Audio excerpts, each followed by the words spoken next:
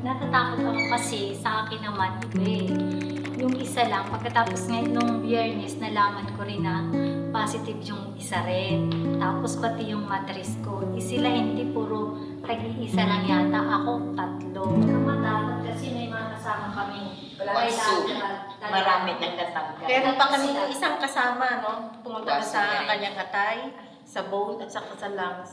Sa ngayon nga, doon pa, nakikipaglaban siya.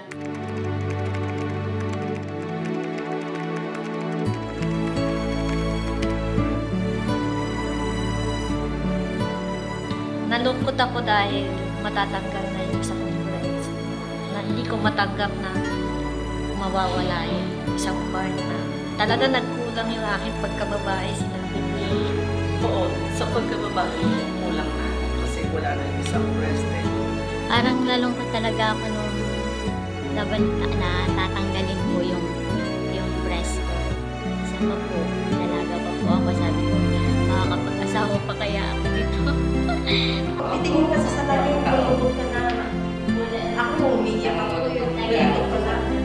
Hindi ka matanda na, pero parang matanda ka kasi. Pag-pagpapagay mo ako, kala nila hindi ako nakakalimutan. Nung inakalimutan ko, natawa sila, o kalbo na pala. Wala na ako sa akin. May-makeup wala din, parang useless din.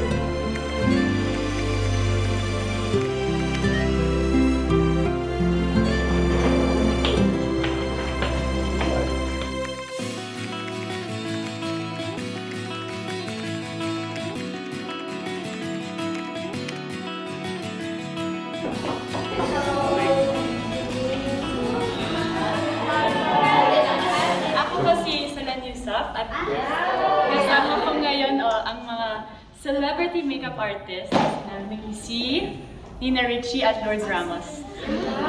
At nandito kami ngayon para pagandahin ang iyong Wednesday na mag-makeover, makeup session.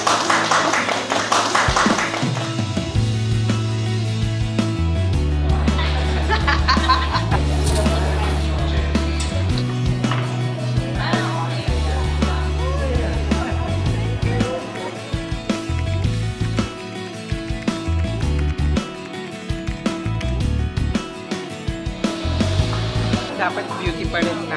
Diba? Ikaw pa din yan. Mas masayang version lang. Ganda talaga. Buti walang mirror para mamaya surprise.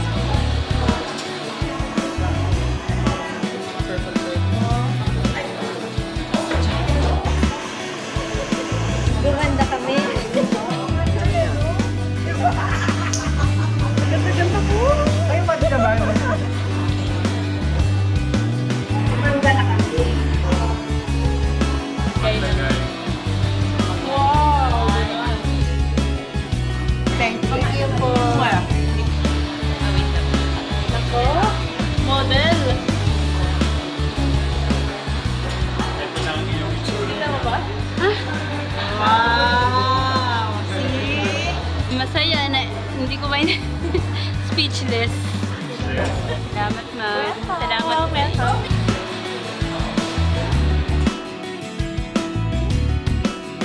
Ako kanina maganda na ako, mas lalo akong gumanda ngayon. Ay, hindi na basta naging maganda sa akin, pati panloob na rin. Naligayahan talaga ako. Salamat ako kasi sabi nila maganda, mas lalo pa akong gumanda. Saka wala na akong takot ngayon. Mas matapang na ako. Ayan, go. Seeing them happy is a cure already for me if I'm sick. Ako rin masaya sa experience na to. I like seeing people happy and bring out mas lalo yung beauty nila, mas malabas. Ako naman mas na-inspire ako. Kasi nung kinakausap ko sila, lahat ng nakausap ko, parang hindi ko na-feel yung sadness eh. Na-feel ko yung happiness nila kasi nandito sila. Happy ako na nandito ako today kasi may natutunan ako na hindi ko matututunan sa ibang lugar. Kanina pa sila, thank you kasi feeling nila sila yung nagawa ng pabor. So siguro kaming mga makeup artists, gusto rin namin magpasalamat dahil iniipit yung boses ko, iyakin kasi talaga.